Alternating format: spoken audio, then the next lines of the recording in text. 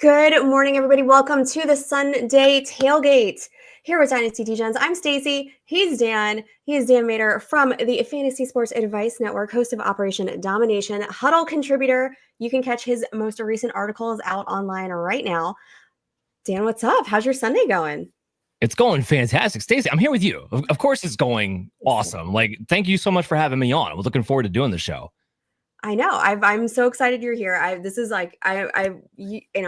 can't play favorites, right, for all my guests, but I was very excited for this week. What's your beverage of choice this morning? A little raspberry amaretto with espresso.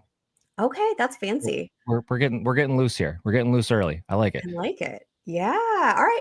Well, guys, put your beverage of choice on into those comments. If you guys have any start-sit questions, anything else that you want us to weigh in on this morning, throw those on into that comment section. We will get to them as they come in. First up, though, we got a few things going on. We got a Super Bowl rematch today. We've got Mac Jones is starting again. We've got some revenge games that I think we're both really excited about today. Like, what's your one matchup that you are most looking forward to? So I'm really looking for that Bears-Lions matchup for a million different reasons, frankly. So both teams are 0-1. They need a bounce back. Both teams have high hopes for the playoffs. The Lions really look like they missed Ben Johnson. They are taking on Ben Johnson in this game. There's a lot of things mixed up in this one. And for me, on the Lions side, I got to see, Johnny Morton, are you going to be this much of a downgrade? Do we have a problem here with the Lions offense moving forward? This is something I was concerned about because Jared Goff, he was last in ADOT last week, dead last, 37. It was bad. And that's not great for fantasy purposes. And on the Chicago side, Caleb put it together for 4 quarters. He looked great. And then all of a sudden he lost his fundamentals as that game went on. And it really showed. So I got a lot of questions in this game. Yeah, I'm right there with you. A lot of questions. Sam Laporta looked good, but everybody else just looked terrible in that Lions game. I can't complain because it was against my Packers, so I was pretty happy with that outcome. But man, for our fantasy rosters, that was, because you're taking St. Brown, you're taking Gibbs, you're taking all those guys really early. I think the only one that you're not is probably Goff that you got late, so you can work around that. But that's really damaging for a lot of people's teams. Think about this, ADP wise, I think Sam Laporta was the lowest of the skill position players. And even then you were still taking him probably around that 6th round, maybe 7th round at the latest territory. There's a high price there that you need to get going. So that's why I'm really curious. Yeah, absolutely. He was 4th, 5th tight end off the board probably in most drafts. ADP he was 5th. Yeah. Yeah. So they gotta get it together. I'm looking forward to that one. I'm also looking forward to DK Metcalf revenge game, Seahawks at the Steelers. Listen, Dan, I love a petty bitch. Okay. And Aaron Rodgers is back in petty mode. We saw it last week, with that press conference afterwards where he was like, I'm just glad I beat everybody associated with the Jets, with that little smirk that he had. And I was like, oh, he's back. Our little diva is back. And I love it. And I feel like he's gonna want to get DK Metcalf. He's going to want to show them what they missed out on. Right. And I'm really excited for that game. I normally wouldn't really say Seahawks Steelers. Ooh, that's not the sexiest of games, but I'm looking forward to that one. I think that one could be very interesting. Well, you never know, right? The Jets and the Steelers had the lowest over-under of the week last week, and it was 34-32. So you never know. This game could actually have some fireworks to it and be highly exciting. And yeah, this is the difference between Aaron Rodgers being a diva off the field and being a diva on the field. When he's a diva on the field, he's Aaron Rodgers. When he's off the field, that's when everything gets crazy. And for DK Metcalf, don't forget, Stacy, Devon Witherspoon's not going to play today. That's right. So good. I did forget about that. Guys, also, we're going to be keeping you guys up to date as those inactives roll in. It looks like we just got a few from the Bills game. It doesn't look like anybody fantasy relevant unless you guys are actually having to start Curtis Samuel. And if you are, I'm so sorry for you. If that's your reality right now. I'd love to see that 18-team roster for that day. Yeah. Be a possibility. Yeah, I hope that's a really deep league for you and not just like a normal 12 team. Want to say hey to Brittany for hanging out in the chat there. Brittany is a big Steelers fan, so I'm sure she is very interested in that DK game today with him and Rodgers going against the Seahawks. We got some other matchups too. The Super Bowl rematch later on. That should be pretty interesting. Any thoughts on that? You think the Eagles are going to come out victorious again, or you think the Chiefs are going to take this one? I mean, they can't go 0-2. Well, they better, because I have the Eagles in a lot of parlay bets this week. Mix and match. It's only a 1.5. I know it's an Arrowhead, but the Chiefs roster just doesn't look good. We heard all of season Andy Reid trying to say we got to get more explosive. I know Xavier Worthy gets hurt in this game, but it looked like the same play calling that we've seen for the last 2 years. Short slants, Mahomes, please save us because we got nothing else going on and can't run the ball. Jalen Carter's going to be back in this game. You're not going to be able to run the ball against the Eagles in this matchup either. I see no reason why the Eagles actually lose this game other than it's just being in Arrowhead, and Mahomes would have to play lights out for that to happen. Yeah. I mean, of course it's an Arrowhead, right? Like, they have the rematch. Of course it's going to be where the Chiefs are. Good news for the Chiefs, Juwan Taylor gets a 5-yard head start every time when he's in Arrowhead. So that's, Real quick. So this is not on the show sheet. I'm going to go off the rails. I feel like you can handle it though, because this has been something that I've been stressed about this week. All of the Isaiah Pacheco managers right now. Are we starting him? Do we feel comfortable? I don't feel comfortable starting him, but I don't really know what other options I've got, So I have him ranked as my running back 37. So I don't even have him in my top 36 of running back. So he is on the bench. Now, look, snap wise, he's the starting running back, but he's in a committee with Kareem Hunt, who looks like he's lost even another step. So the fact that he can't pull away from Kareem Hunt after the offseason is alarming to me. And then we still haven't seen like Brashard Smith get involved yet. They could still have Elijah Mitchell get involved. The running game is just not the focus point right now for Kansas City. I mean, in neutral game script with the Chargers, it was just shotgun go Mahomes. They didn't establish any kind of run throughout that entire game. And that game was never really out of hand. And they didn't have many passing weapons to go to. So that offensive line on the interior, I don't think is very good. And that's going to really hurt a guy like Pacheco, because when they run him, it's typically first down again. It's just like, what are you going to do? What are you going to do? So I'm not starting Pacheco this week. That running back, that backfield has to get worked out with snaps and the usage, and someone has to pull ahead before I do. Yeah, that's kind of what I'm thinking. Like, I didn't get a lot of Pacheco this year because the way that it was working out my drafts, it didn't happen. But I've always liked him. He's always been a great runner, fun runner to watch, but didn't work out for me. So I guess I only have to worry about that in a couple of leagues, but still, like, definitely something to be concerned about if you went kind of like a zero RB approach and that's who you ended up with. Well, the other thing too, real quick, is just he might be in the Chris Carson part of his career, because the Chris Carson, very similar style, runner, very physical. Once they hurt that neck and shoulder area, it's very hard for them to keep that style up. And that's what made him successful in the first place. So I'm a little bit worried about it. Yeah, I definitely agree. Speaking of running backs, keep going there. Austin Eckler, ACL, done for the year. That's really devastating. I mean, he's such a great proponent of fantasy football. It's just really sad to see him, especially his age, have that kind of injury. So are we all in on JCM or Bill? I can't call him Bill. It just feels weird.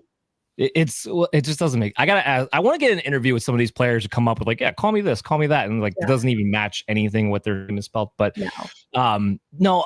So yes, I mean, he will probably be a top 25-ish, like right on that low end RB2 or high end RB3 cuss. But the problem is that Jeremy McNichols came in and he ran the Austin Eckler snap count. He was the third down back. He was out there on 2-minute drill. Even though Eckler got banged up in this game, JCM only wound up with 4 touches. So I'm in on him as far as, like, he's a running back that you probably at least have in your flex. He does have some upside, obviously, with this offense. But I think you're going to see Chris Rodriguez be active. Maybe he does get the goal line role now. Jerry McNichols is going to have the Eckler role. So I don't know if it drastically changes, other than he's clearly the lead guy. So last week I told everybody to sit JCM. And he just for those reasons, right? For those reasons. I mean, he still did. He looked great last week. It kind of led me to putting him in my lineup in a couple different places where it made sense this week. Obviously, that didn't, work out as well. But I think it's one of those that has to kind of shake itself out. It's just like Kansas City, right? They've got to get themselves sorted out and, now that everybody's got, new roles with Eckler gone. No, 100%. So I had him at running back 27. So I had him maybe you're considering him at the flex heading into the week. But the other thing too, since we're talking about the Commanders, Jaden Daniels might have an MCL sprain. We're still kind of trying to figure that part out coming out of that game. He goes down, and now we're looking at Marcus Mariota. This offense as a whole is just not going to be as effective. Right. Absolutely. The last I heard about Brock Bowers was that Pete Carroll was saying that he looked good in practice this weekend. It's a Monday night game. It's the last Monday night game. Obviously, you're starting Bowers. If you have Bowers on your squad, you drafted him in the first round, most likely. Are we, I mean, like, there's not much you can do, right? Unless you've got Michael Mayer kind of stashed on your bench in case he doesn't play. Yeah, I mean, that would be the most opportunistic part of it. So the good news is that it sounds very much like Brock Bowers is going to play. Mm-hmm. Like everyone's pretty much calling him probable, and there's no probable designation in the NFL. So if someone calls you probable, you're going to be active. So that's the good news, I think, there. Mayer would be an option. And then the Monday night game, I know that's the Raiders Chargers are the second Monday night game, but if you wanted to have an option heading into Monday night, at the very least, when you have the Houston Texans and then the Bucs in that game, I'm really big on Dalton Schultz being a top streamer this week. Cade Stover got injured. They were splitting time last week. He's on IR now.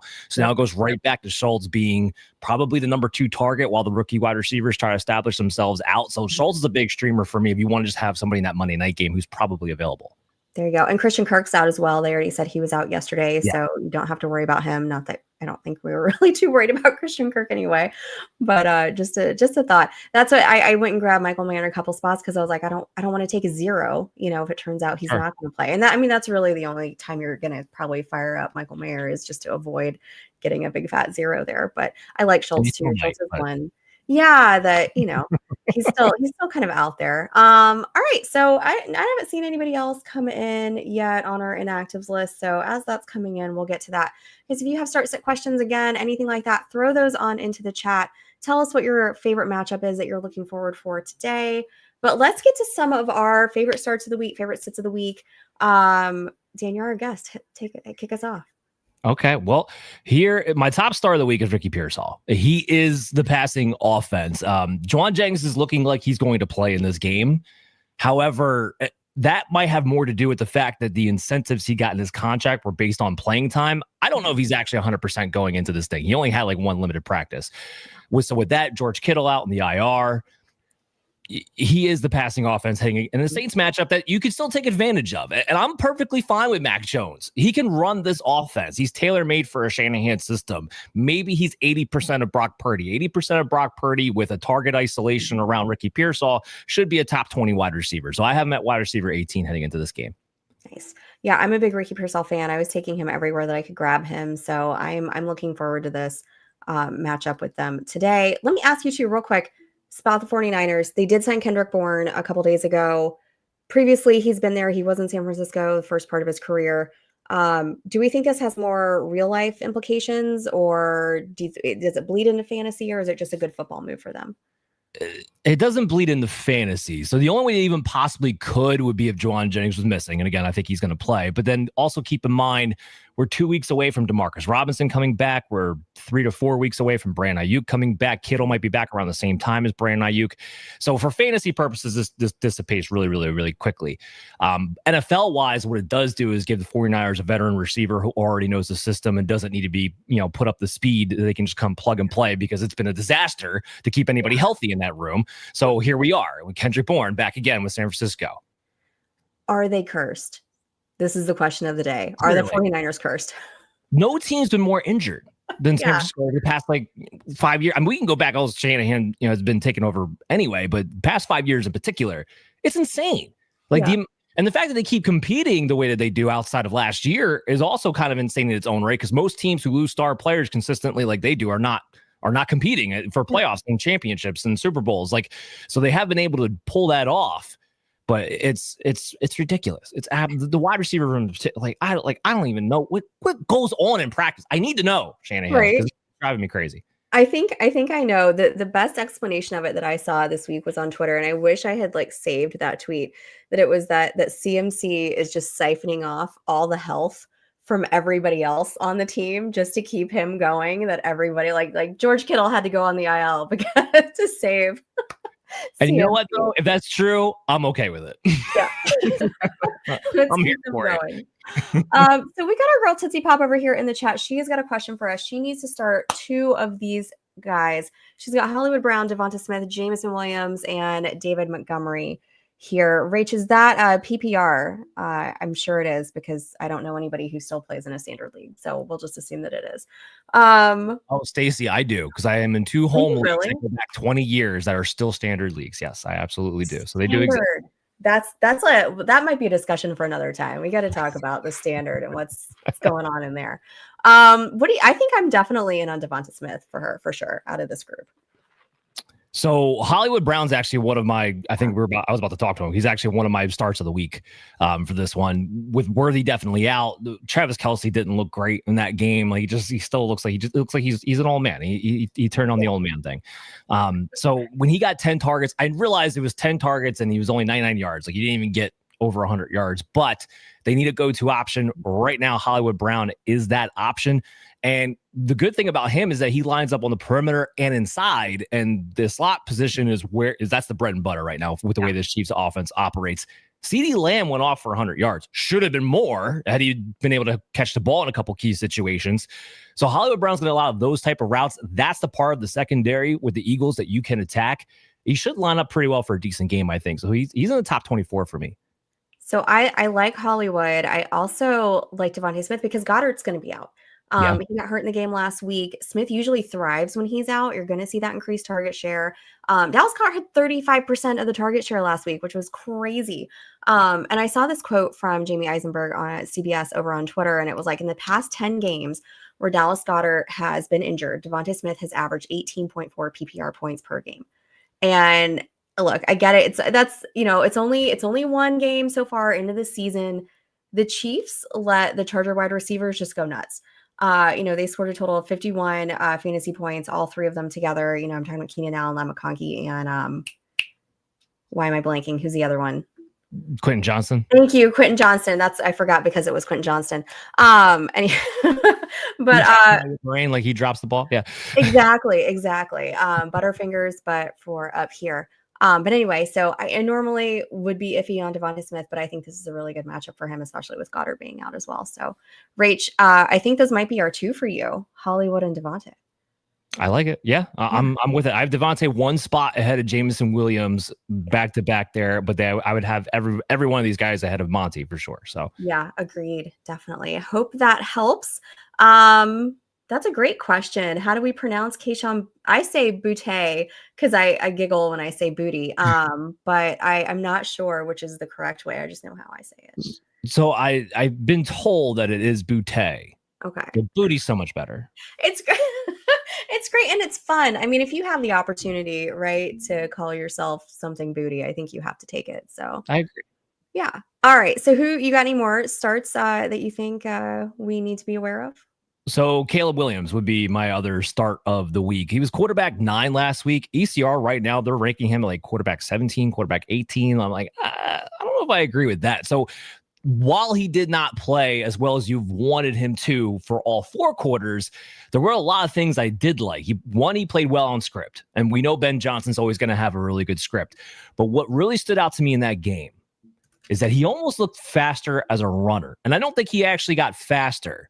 I think what happened is that he's got more decisive as a runner. Mm-hmm. And Ben Johnson, what that tells me is that he's allowing him to say, hey, if you have the lane, go ahead and take it. I don't want you to, because that was the big question of the offseason, right?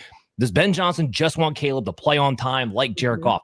Clearly, the answer to that is no, because Caleb had no hesitation taking off when the lane became available to him. So if he's going to be this dual threat quarterback that he can be with a team that will be trailing likely in this game, then I'm seeing a guy who's top 12, because when you have a dual quarterback, you have a floor that goes with you. That's what I look at Caleb Williams. So quarterback 9 last week, he's my QB 11 this week, somebody I'm really higher on than ECR is. We got a question here. This is from Mike, Dynasty Oh, G Gens. He wants whoops. to know Mac Jones or Russ Wilson. We got let's see, the Giants are playing the Cowboys. We've got the Niners are at New Orleans. I think I'm going Mac Jones here. 100%. Right? Yeah, So that's yeah, easy. Russell Wilson is my 32nd ranked quarterback. I think there's a non-zero chance that he is not the quarterback in the second half of this game, whether that's Winston or Dart or whatever. But like, yeah, so I'm with you.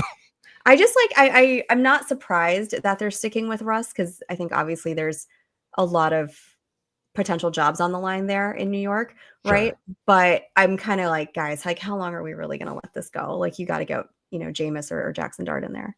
I swear he was holding onto the ball for 10 seconds every time he Yeah. dropped back the pat. Like it was absolutely insane. And like if you don't want to go to Dart yet because you're still in the hard part of your schedule, that's fine. Yeah.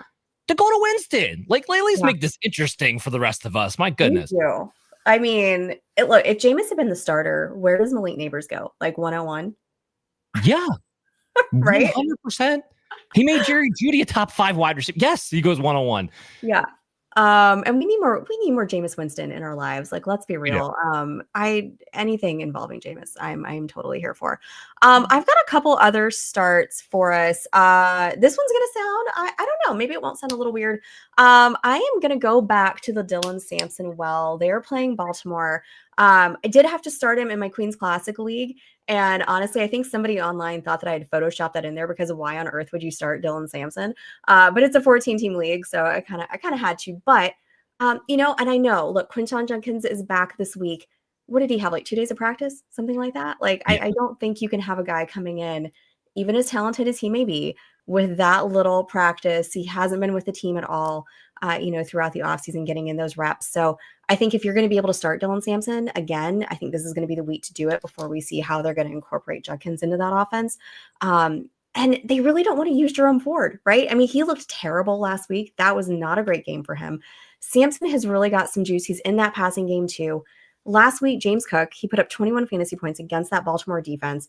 And, historically, they are pretty solid against the run. I'm sure they'll probably get back to that too. But Sampson's line, to me, looked very, very similar to James Cook's.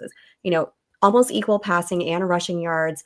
I think he's going to work well with Judkins there. I think, didn't he and Travion Henderson, they kind of had that thunder lightning thing going on in college. So maybe that can kind of be something that he and Dylan Sampson kind of have to go, on in Cleveland. So I think both these guys are probably going to be fantasy relevant. Probably not this week. I'm going to go Dylan Sampson as somebody that I'm throwing into my lineups in places where I have him, where it makes sense.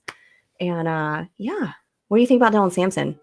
So full point PPR, especially, yes. Yes. Dylan Sampson's a top 30 running back for me heading into this week. The reports are that Quinton Junkins isn't going to get more than 10 to 15 snaps in this game. That really shouldn't surprise anyone. I do think Jerome Ford's better than what we saw a week ago. We've seen this guy get 5 yards a carry, throughout his career. So that was just a little bit weird.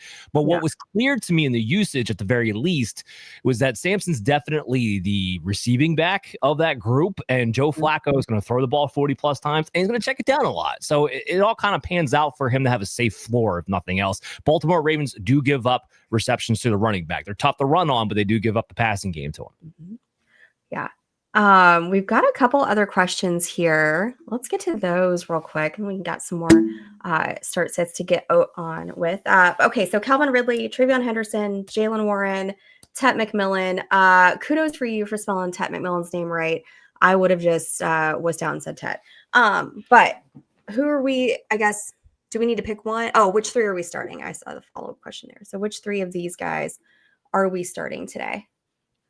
So I would definitely Tet. Mm-hmm. Definitely Trayvon Henderson, because I want to start anybody I can against the Dolphins. 100%.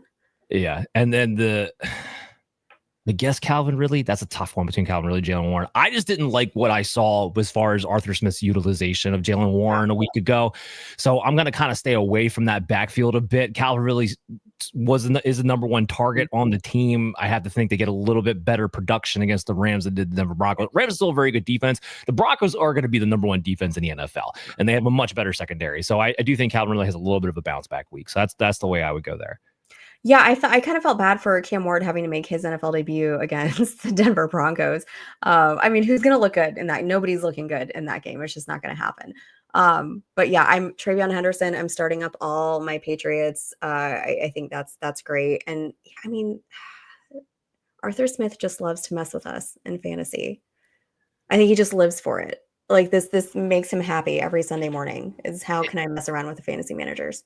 It was so weird last week because, well, ultimately you got more offense out of Pittsburgh than you ever thought would be possible with Arthur Smith.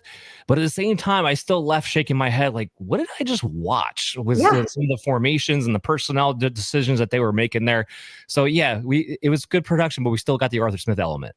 right. Because I mean, who was it? Was it Ben Skoranek is getting touchdowns? Yeah, Who's picking that? Nobody's picking that. Yeah, why not? Freiermuth actually had a good like. It was just so weird. It was just typical Arthur Smith, right? At It's one all point, I your couldn't tell if random John players. Warren was on the field. It was all Kenneth Gainwell for like 2 drives in a row.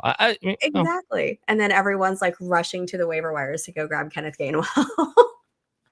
Have fun. It's the same thing as when people rush to the waiver wire to go Kareem Hunt. I'm like, have fun. Yeah, have fun with that. Hopefully that's not your life today. We got a couple other questions in here. I want to get to this. So Arshaf says this is Dynasty. Can't pick up a different tight end, so he's got to choose between starting Fannin or chancing that Bowers is not going to play on Monday. I wonder if you could flex one. Or that might be my answer. Can you just flex one? Because I think we pretty much decided, right? Bowers is probably going to play. Yeah, I'm feeling very confident Bowers is going to play. So I would probably just take the chance. Now, Fannon's a really good. I'm glad you picked up Fannin. Fannin. I have high expectations, especially in Dynasty. I have high expectations for this guy. He was in my top 3 of tight ends. It wasn't even close for me with the rookie draft. But I do want to see it one more week. David Njoku didn't lose any snaps, didn't lose any routes run. It was just they used Fannin as the slot receiver, essentially, is kind of what happened in that game. So I do think this could easily flip back to Njoku's, number 1 target tight end, not Harold Fannin. So I want to see how that kind of plays out. But as far as this question is concerned, Bowers is going to play. I feel unless something obscenely turns up, I feel very confident right now that's going to happen. Is there a situation where you would, if you could flex one, maybe it's a tight end premium, league or something like that, would you start both those guys? I'd have to see the rest of the roster to really be able to answer that question. But I mean, depending on your options, I would be okay with it, especially if it was tight end premium. Yeah, definitely. We got a couple other. Oh, we got Jenny over here in the chat. What's up, Jenny? Jenny was my roommate at the Combine this year. We got to hang out in Indianapolis. So big dilemma for her. She has got Ward or Stafford, and this is in the Scott Fish Bowl. Stafford.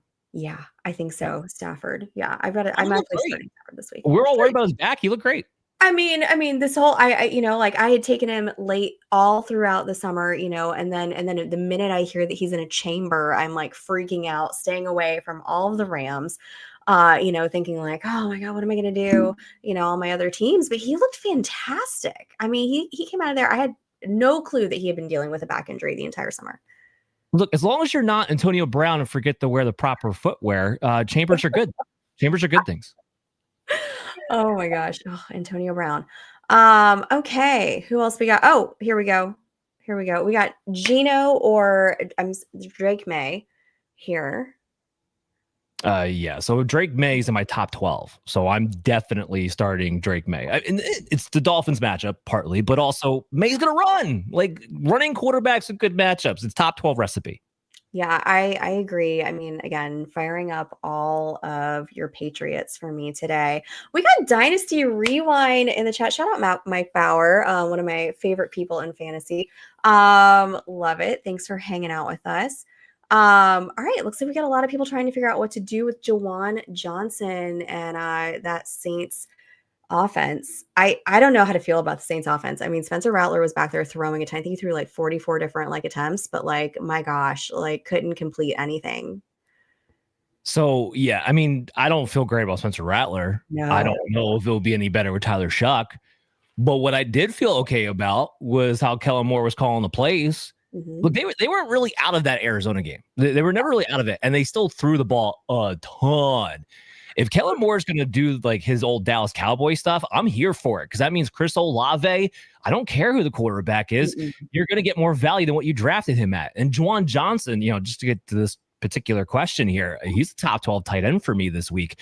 So Johnson's problem his entire career has been he never gets enough playing time. Yeah. Well, He had 76 snaps. I think he had the most routes run of the entire squad, all double-digit targets. Like, there's no Taysom Hill. There's no Foster Moreau. They're out for multiple weeks. This is a team that's going to be trailing constantly. Like, I don't think we're going to get pretty stat lines, especially in this game. 49ers are historically tough against the tight ends with their linebackers and their safety position. But the volume's going to be there on that kind of a level at the tight end position. You can get top 12 performances without having to depend on a touchdown. Yeah, I'm here for it. Well, and I mean, Spencer Rattler's not a rookie, but he is a young quarterback. And who's the young quarterback's best friend? Is your veteran tight end, right? And that's what you have in Juwan Johnson. Absolutely. Yeah, thanks for jumping in, Jenny. Thanks for hanging out today. Everybody else, thank you for hanging out today. Again, like, throw those questions on into those comments. I've got one more start before we move on to our sits. It's tight end. It's Brenton Strange from Jacksonville against Cincinnati. We kind of touched on what Cincinnati allowed Fannin and Njoku to do. They put up a combined 100 yards against that defense last week. Bengals last season were one of the most tight end friendly defenses for fantasy tight ends. We've got a lot of injuries this week, right? We've got Kittle's out, Dallas Goedert's out. So I think this makes for a really great matchup for Brenton Strange. And I'm throwing him in my starting lineup. If I've waited, I don't have one of those elite guys. I think he's somebody that could really kind of, pop off for you today. So I'm a Brenton Strange kind of, as a streaming option. Maybe not every week, but I think this week is a good matchup for him. Yeah, I mean, he falls in my top 18, which means he is somebody I consider as a streaming option. But Stacey, I'm going to have to say this just because I love conflict. It makes for good content. Let's go. Apparently, I missed the boat on the whole Brenton Strange, because everyone else seems to love Brenton Strange as like the sleeper streaming, even going into drafts and stuff like that. I think he's just a dude. I really do. I really think he's just a dude. But besides all that, when I look at Liam Cohen, K. Dotton had a stretch last year, right, where he was on fire. It took Mike Evans and Chris Godwin to both be hurt for that to happen. And then as soon as one of them got back on the field, K. Dotton was somebody you couldn't even start anymore. Right. Like, I don't think Liam Cohen, especially while he has Brian Thomas, while he has Travis Hunter, is really looking to get the tight end in particular involved enough for me to be on Brenton Strange more often than not. Like I said, this week I do have him in my top 18, mostly based on the matchup, so it does make him a streaming option, but I'm not a Brenton Strange guy. Yeah, I mean, I'm not starting him every week for sure. I think there are times when it would make sense to start him. What I liked about him going into drafts and throughout the summer was that he was a guy you could wait on. If you missed out on those elite guys, you could go grab him for really cheap and you knew he was going to be a starter. There wasn't anybody else there in Jacksonville in the tight end room to really challenge him for that tight end, that starting spot there. So that's kind of my little thoughts on Brenton Strange and why I liked him in that spot. But I also wanted to ask you, because you brought this up, how many of those tight ends, though, really do fall into that kind of like just a guy, just a dude category? Because I feel like it's a lot of them, right? A ton. I mean, and this is why we talk about, you wanted to get one of the top 3 tight ends, because once you get to tight end 5 or 6, all the way through 18, they're all the same. You're just waiting for a touchdown. So a ton, 100%. That is, I think they should change that, because that really like just fits the tight end position, like, except for like Bowers, McBride, and Kittle. Like, they all are pretty much like just guys. No, it's very fair. It's very fair. Okay, let's move on to some sits. Who are we not as high on this week? Who you got? You got a few guys there that I'm really interested in hearing on, because I'm right with you with all 3 of them. Oh, perfect. Good. So Jerry Jeudy is somebody if you ever listen or watch Operation Domination, this is a guy I consistently poo-poo on. I've never been that enthralled with him. He's kind of stayed flat, or in my opinion, trended down ever since he's been drafted. We've never really seen him take a next step up. We've never really seen him get any better. I think there's a real chance here that Cedric Tillman, who has progressively trended up through his career, has gotten a little bit better every single year, is actually the best wide receiver on the Browns. Now, Jeudy, they both had the same amount of targets last week. Judy's had a little bit more yardage, but he still came in at wide receiver 31 when ECR had him as a top 24 option. Like, ECR had him as a person you were starting, and I did not. I am not impressed. And this isn't the 2 drops from last week either, by the way. Like, I'm just not impressed with a guy who's supposed to be this great route runner, is never amongst the top in separation, never amongst the top in targets per route run, with the exception of his stint with Jameis Winston. He doesn't earn it. Like, he just doesn't. So right now, I got him down at wide receiver 40. There's still ECR still has him in the top 36. I'm not in for, especially against the Baltimore Ravens here, where you're going to have to get a little bit more vertical to take advantage of them. That should be Cedric Tillman, and I think the Titans will be heavily involved here, so I'm not starting Jerry Jeudy. No, I listen, I have never been a big Jerry Jeudy fan, and I feel like I always get a lot of flack for that. And then he always ends up going really high in drafts, and I never understand it. I don't understand it. It's just not my cup of tea.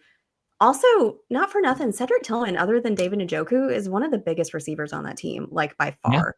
So I just, I don't know. I've always been a Cedric Tillman fan. Makes a lot of sense for me. Just Tillman all the way. Who I think I've got two wide receiver rooms essentially. I couldn't just pick one to say that I'm sitting because it's two offenses that are looking a little bit icky for me. And I think we kind of agree that it's the Dolphins, right? Like neither one of us likes the Dolphins this week. If you have Jalen Waddle or Tyreek Hill, you got to be shaking in your boots if you have to plug them in your starting lineup right now. Right? You have to be. I mean, we said this before the show, Stacy. Look, if the Dolphins lay a game like they did last week, I don't know if Mike McDaniel makes it out of September before getting fired.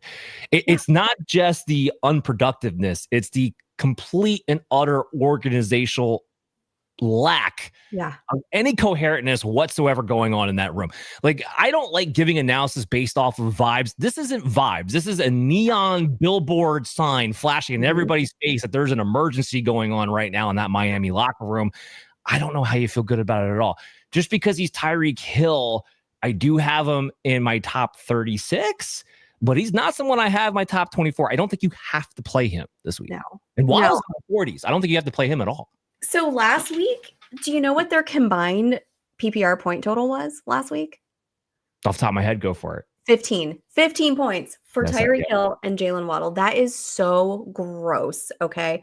And Indy, their defense last season, and I had to use last season, right? Because we're only working on one game here. But last season allowed the 11th most wide receiver points. Okay. So 15 total from your top two guys that are talented enough. There's no reason that they should only be getting you 15 points total. It was just so gross. Two had 14 completions last week. I think Mike McDaniels might be taking a commercial flight back to Miami. It's broken. The offense is broken. But the thing was that the offense was broken last year, right? And even when Tua came back, it was broken last year. And everything was about Tua not getting hurt. So everything was a short pass, short dump off, short everything. Keep it quick, get the ball out of your hands fast. But here's the problem. When you just run bubble screens, defenses squeeze you. You have Tyreek Hill and Jalen Waddle. You should be able to take the top off. And if you're that afraid of Tua getting injured, then just play Zach Wilson because your offense isn't going to work. Yeah, exactly. Also, Zach Wilson should be thriving in Miami. Can we just talk about like that storyline for a second? If there was a better place for Zach Wilson to land, I need to know because Miami, that's the place for him. Hopefully he signs a lifetime contract to be their backup QB. Who's your second guy you're sitting? The second guy is Travis Hunter, and I'm sure I'll get some hate comments for this one because everybody loves Travis Hunter as a wide receiver, and everything I was worried about Travis Hunter being as a wide receiver came out to play in that week 1 game. So he had 8 targets, 6 catches, 33 yards. This is what I saw in college when he actually played legitimate competition. This isn't a guy who stretches the field. This isn't a guy who forces missed tackles. You saw in the game last week. He gets breathed on, he's going down. There's no real strength in his legs. This is the guy who has to get schemed, designed to get the ball in his hands. That's what Liam Cohen tried to do last week. So the volume's okay. You're like, oh, well, 8 targets. Okay. Yeah. And he's going to be the starting receiver next to Brian Thomas. But I brought up this point the whole time is like, you're not getting a lot out of him after the catch. You're not going to get a lot of deep field throws. So you're completely dependent on the volume. And then when you mix in the fact that Travis Hunter's a better corner than he is a wide receiver.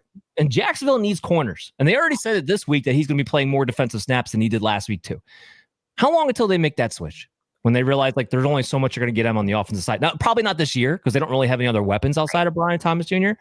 But everything I was kind of worried about, I saw in week 1. It's just week 1.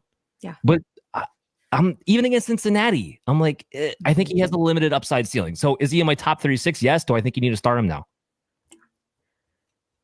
Okay. Now we did kind of like mention the Saints wide receivers a little bit. We talked about them just a little bit. Are we actually starting any of those guys? Because I don't feel good about starting any of them right now.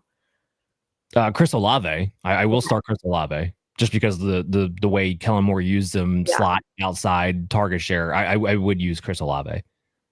So that I mean, the whole Rattler thing, like the volume just being there. I guess yeah, Olave's probably the only one that I would feel slightly comfortable. Although, how many times did he end up in the blue tent on Sunday? It was at least twice, right? It was at least twice, but as long as it's not for concussion, then we're okay. That's true. That is his weakness there. Those were my two biggest concerns at sitting right there. It's just those two wide receiver rooms.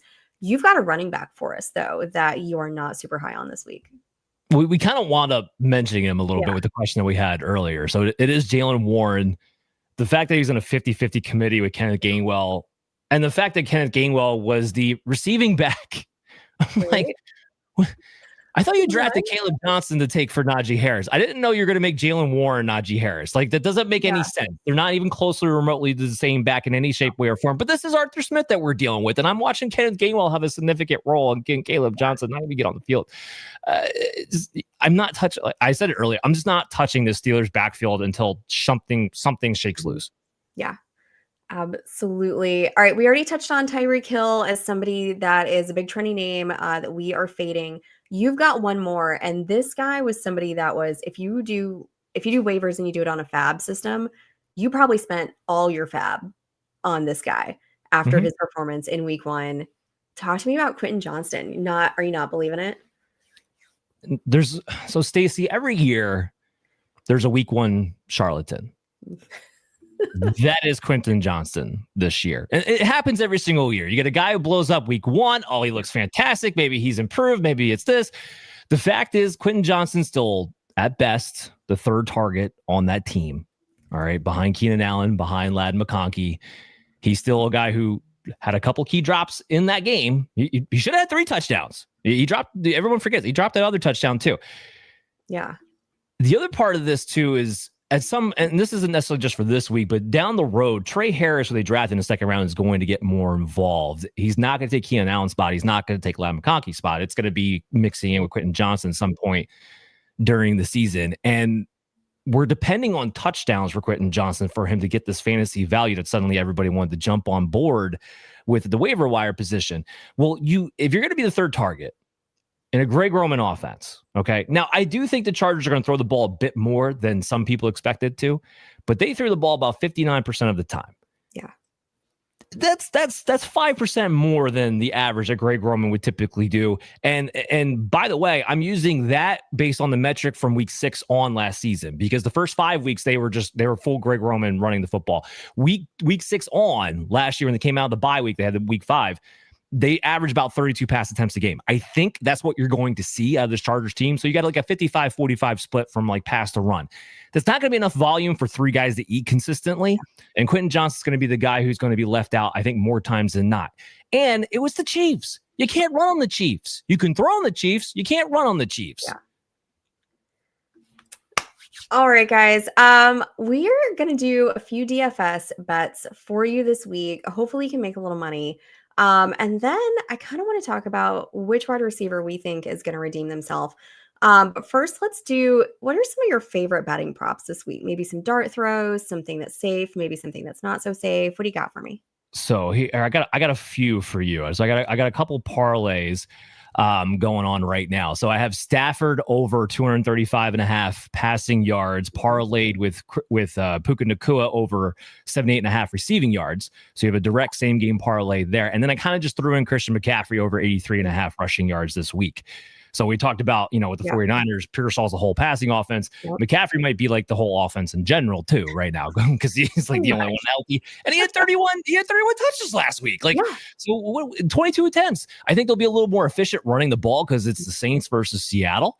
So I think he's definitely over there. Stafford in a game against the Houston Texans with a really good defense and what was a low scoring matchup, still hit over his 235 passing yard mark last week. Puka looked great. He had 10 catches for 130 yards. So that's a 3-player parlay that I got going on right now. I'm feeling really, really good about.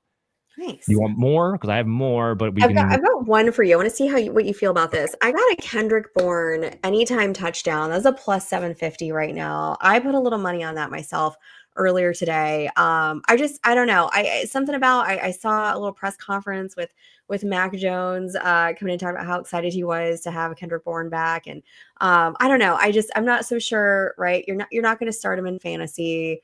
We already talked about that. We covered it a little bit, but I think that he might get a sneaky touchdown. It's possible. It's definitely, I mean, he's probably going to walk in and at least be the third receiver on the field. Day one right away, even with Juwan Jennings out there. And then who's to say how healthy Juwan Jennings is? I don't think Juwan's going to play a full snap load in this game. So he will have enough playing time in this matchup where I think that's a nice little bet to have. Yeah, I think it's fun. Throw a couple bucks on it. It'll get you a nice return, if it hits. You got some other spicy ones for us? I do. So I like doing player prop parlay, especially when they got the value in them. So Jared Goff over 250.5 passing yards parlayed with Amon-Ra St. Brown over 63.5 receiving yards. Keep in mind here, Kyler Gordon's out again. That's the slot corner for the Bears coming into this. So everything kind of lines up. They're back in Detroit. Goff plays much better at home in Detroit. St. Brown should have a favorable matchup with the backup corners there. Everything kind of lines up well for this. And if Goff's going to have 39 plus, pass attempts more often than not, and from what I saw from play calling wise, it wasn't just because they fell behind. Like, it looked like Johnny Morton's going to make this more of a passing team than we saw with Ben Johnson. I feel really good about that going into this match against Chicago too. Definitely. Guys, real quick before we move on to our next spot, we're going to talk about some wide receivers real quick. Don't forget, if you are on Fast Draft, even if you haven't used it yet, go ahead, download that. That's a lot of fun.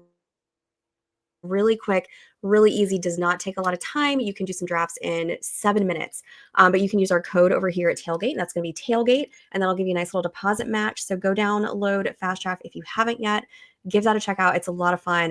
You're standing in line, picking up your kids, car line, whatever, you can jump in and do a quick draft.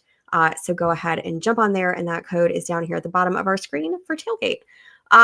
Real quick, I want to know which receiver, Dan, you think is going to redeem themselves after having a really quiet week one? Drake London. We love the Drake. Period. He was my top 5 receiver for me coming into the draft anyway. So I've been all over Drake London throughout this entire offseason. He had 15 targets. Now, somehow that only translated to like 50 yards last week. But I came in thinking there's no way he can keep up the 35% target share that he had when Michael Penix became the starter last season. But I thought he's going to have elite usage.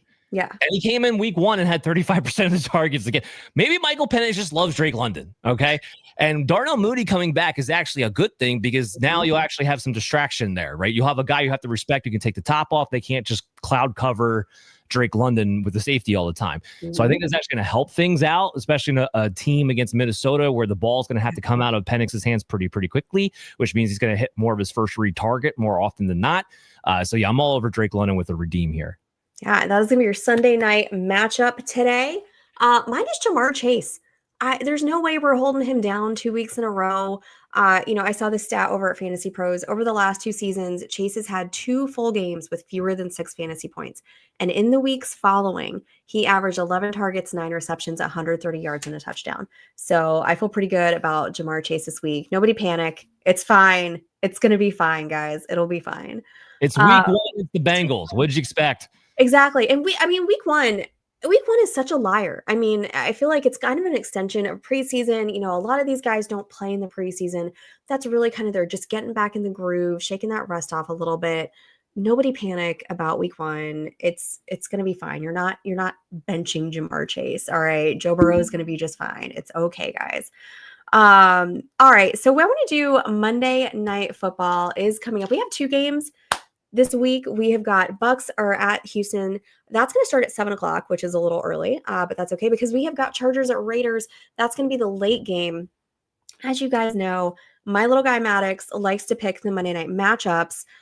He picked both of them. So far, he's not doing very well. He picked the Bears last week, so he is 0-1. But this week he's taking the home teams. I've got his picks here. I'm going to show them to you guys. And don't worry, everybody. The video is much better than it was last week. Dan, I don't know if you know this, but I repel technology a little bit, and the video was not so great. But we've corrected ourselves. Speaking. Yes. Little baby Milo. Milo is like so ready for Maddox's picks. Here we go.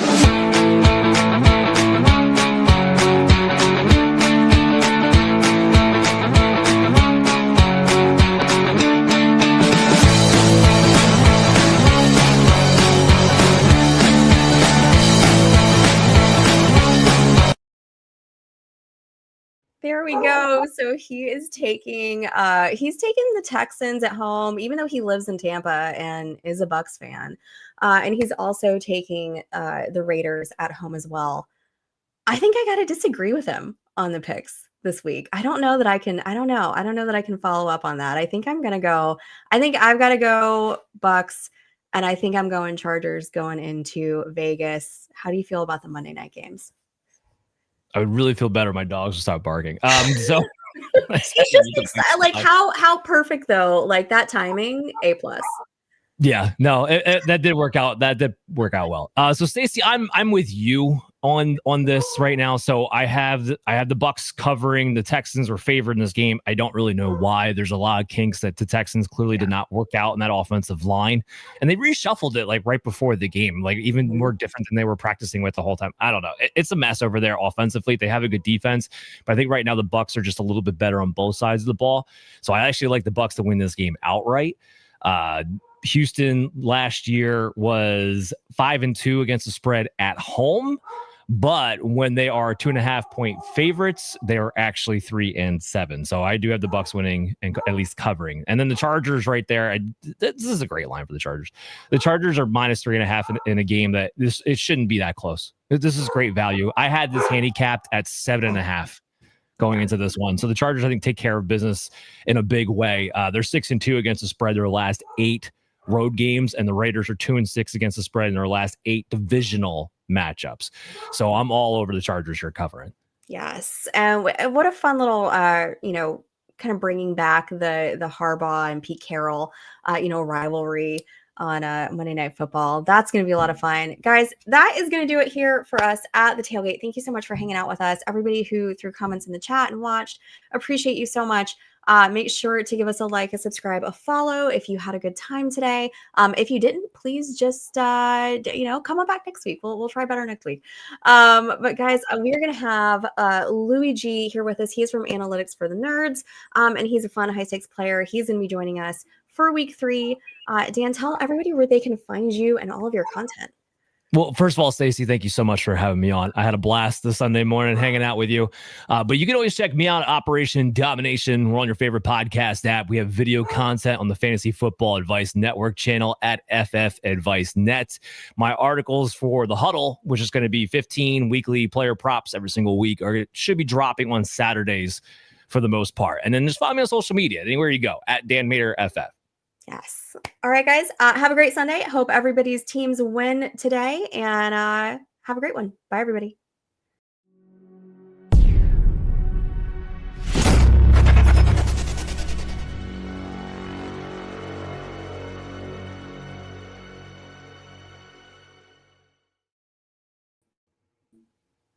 There we go. Thank